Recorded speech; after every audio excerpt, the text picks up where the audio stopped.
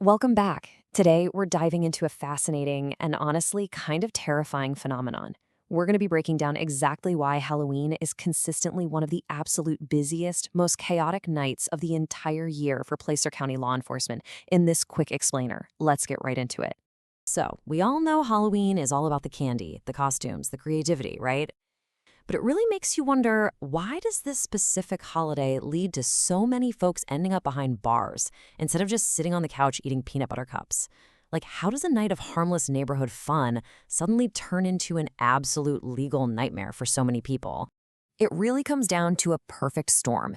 Think about it. Costumes give people this sense of anonymity, which totally lowers inhibitions. Now, you combine that with alcohol, low nighttime visibility, huge crowds wandering the neighborhoods, and heavily increased police patrols.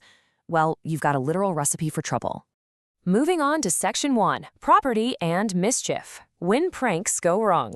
Now, a super important concept to understand here is what the law calls a wobbler. In California, a wobbler is basically a crime that can literally wobble back and forth between a minor misdemeanor or a really serious felony. And the deciding factor? Usually, it's just the exact dollar amount of the damage caused. So, for vandalism, the magic number is $400. To put that into perspective, if you egg a house, smash a really expensive pumpkin display, or, accidentally ruin someone's custom fence and the repair bill is over $400, boom, you've just crossed the line into felony territory. And that means heavy fines, probation, and even potential jail time. We also see a massive spike in theft on Halloween. Say someone swipes a package off a porch while families are out trick-or-treating. The threshold here is $950. Valued under that, that's petty theft, a misdemeanor. Over that amount, now you're looking at grand theft, which is a wobbler that can easily become a felony charge. And this brings us to a huge aha moment. People always ask, can a simple Halloween prank really lead to criminal charges? The answer is yes. Absolutely. For example, if you set up a fake haunted house on someone else's property, guess what? That's trespassing. If you try to pull a jump scare with a fake weapon, you can actually be charged with brandishing a weapon or even assault. The law literally doesn't care if your intent was just to get a good laugh for a TikTok video. If you caused genuine fear or property damage, you are getting charged. Which leads us to Section 2, Danger and Physical. DUIs and assaults. You gotta know that law enforcement is hyper-vigilant on Halloween. Sobriety checkpoints are popping up absolutely everywhere. We're talking heavily enforced spots along major Placer County arteries like Interstate 80, Highway 49, and Highway 65. Because of this, a DUI is actually one of the single most common arrests they make all night. And here is a, frankly, terrifying takeaway for you. If a parent has a few drinks at a get-together and then drives their kids to the next party, they aren't just looking at a standard DUI. The law slaps on a severe enhancement just for having minors in the car. It transforms a bad decision into a tragically heavy mistake with much harsher penalties. Plus, you know how it is. Alcohol fuels tempers. Assault charges literally fly off the charts between 10 p.m. and 3 a.m. Picture a crowded bar. Someone spills a drink on a really nice costume, or maybe a prank just gets totally misunderstood. Next thing you know, tensions explode, and you're looking at a battery charge in the blink of an eye. All right, Section 3. Minors, teens, and Halloween trouble. A lot of people completely forget that cities in Placer County have strict curfews for minors.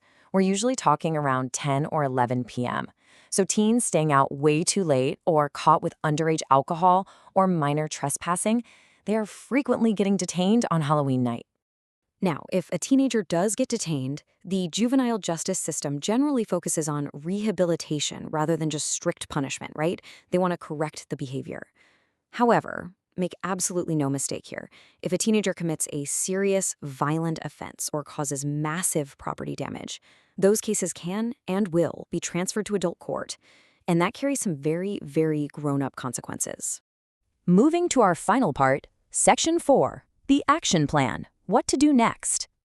Okay, so if you get that dreaded 2 a.m. phone call, here is your exact playbook. 1, stay calm. 2, get the basics, their name, location, and exact charges. 3, call for help, like a 24/7 bail bondsman. 4, tell them to stay totally quiet. Seriously, no police statements without an attorney present. And 5, start preparing for court.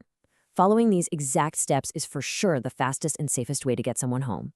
You also really need to manage your expectations on this one. On a random Tuesday, getting released from the Placer County Jail might take, 20 minutes to maybe a few hours. But on Halloween night, oh man, the intake queue is completely packed.